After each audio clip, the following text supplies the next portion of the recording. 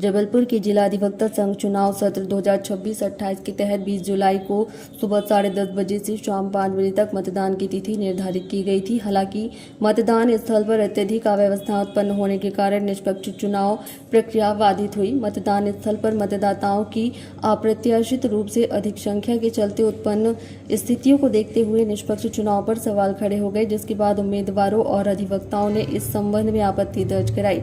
मामले को संज्ञान में लेते हुए चुनाव प्रक्रिया की अपील कमेटी ने अपने अधिकारों का प्रयोग करते हुए आज की पूरी मतदान प्रक्रिया को तत्काल प्रभाव से रद्द कर दिया।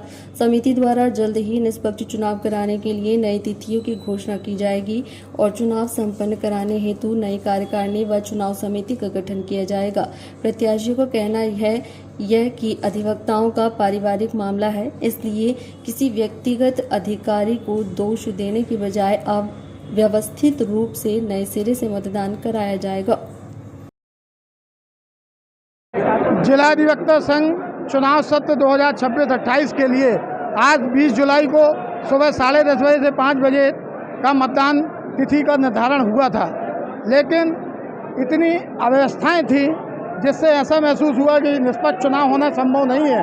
इसलिए हम लोगों ने चुनाव निष्पक्ष हो उसके लिए आवाज़ उठाई और अपील कमेटी ने आज की मतदान प्रक्रिया को निरस्त कर दिया है और अति शीघ्र मतदान की नई तिथि उसमें घोषित की जाएगी और नई कार्यकारिणी जो चुनाव कराएगी उसकी भी गठन चुनाव समिति जो अपील समिति वो करेगी।